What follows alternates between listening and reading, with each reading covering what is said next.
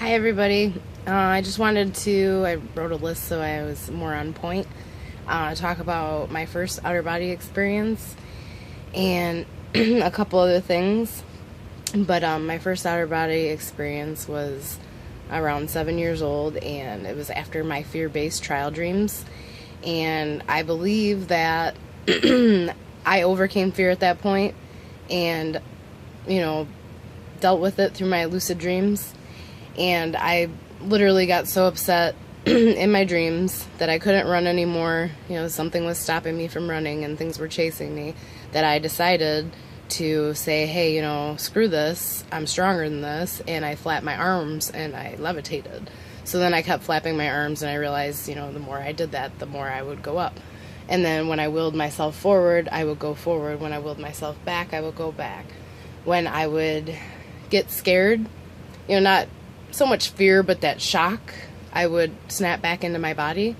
And I used to do this over cities. I would float out of my bedroom, out of the walls, and I remember looking and seeing the light fixtures upside down, the doorways upside down, and being very mesmerized in my home and staying inside the home for quite a while just because I was so nervous on what it was. And I'm sorry, I'm chain smoking. Anyways, ended up going over, I grew up in the city next to me too. My cousins were all from there, so I grew up kind of in that city too. So I remember floating around over cities. The first few, seemed like more lucid dreams than outer body. Then I ended up having a dream where it was me going straight up, and I wasn't stopping. I kept going straight up, and I ended up going to the moon.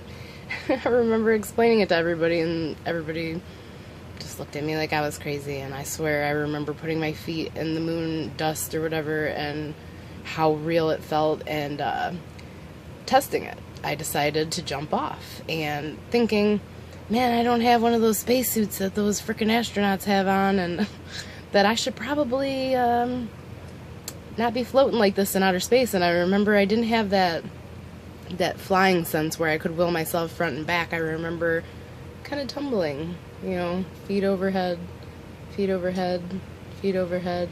And I was thinking, oh man, I don't know. So I ended up shooting back into my body immediately. It was almost as quick as I had that shock, that I was just back into my body. So that was my first experiences I had. Now, I touched on my mom in hospice. My first person that I seen pass away was when I was 4. And I can't even tell you how many my mom's gone through, and to see her connect with each person, and how much she really loved them. And it seemed like, every patient, the older she gets, the more they mean to her. Spiritually, physically, mentally, they mean more to her than most family members. And, so I always had this thing with being around death, and I was comfortable around it. I never was awkward with it. I never had fear about it. I was taught that death is a beautiful thing. It shouldn't be something that's scary or upsetting.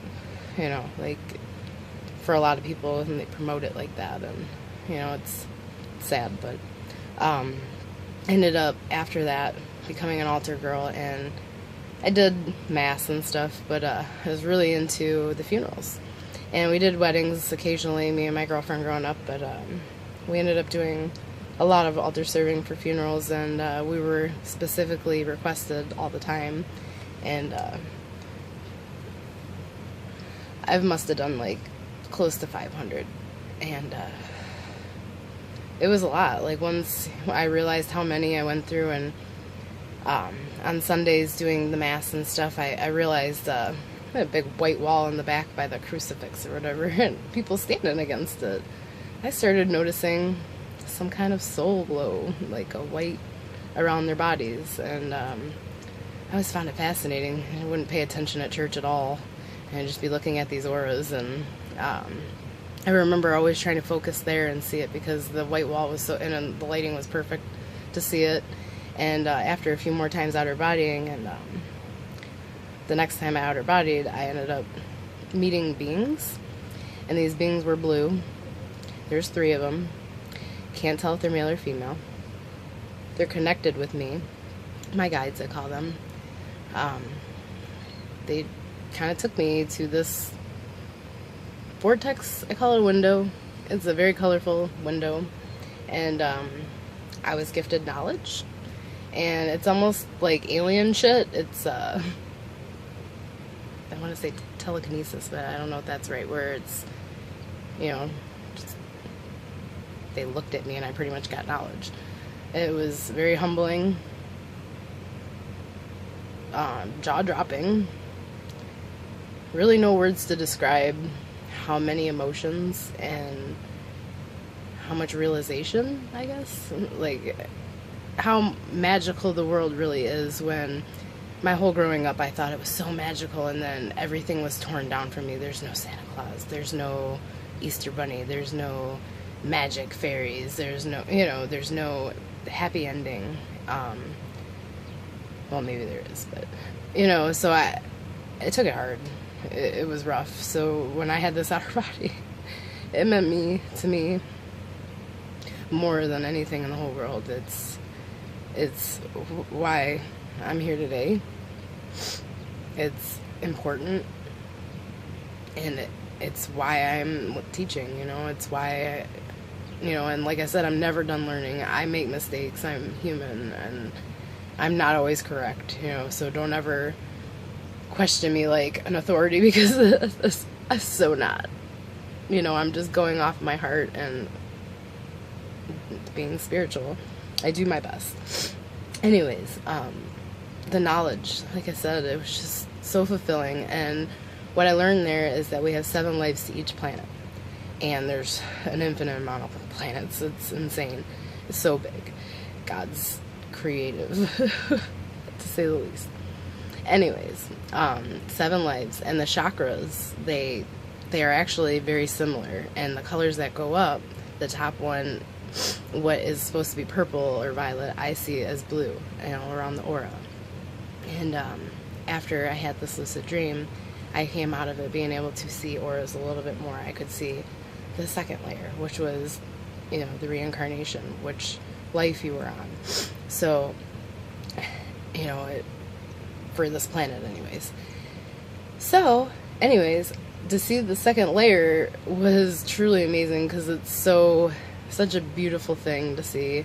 And you know people's journeys, and you know how far they have to go, and you know, it helps me teach, because I know who to help more and to help less. You know, of course I'm always going to give my love, and I'm always going to be there for people. You know, whoever will have me, I'll be there for. You know, I don't expect anything in return. I don't, you know, I just want to be able to love you and support you, no matter your beliefs or whatever.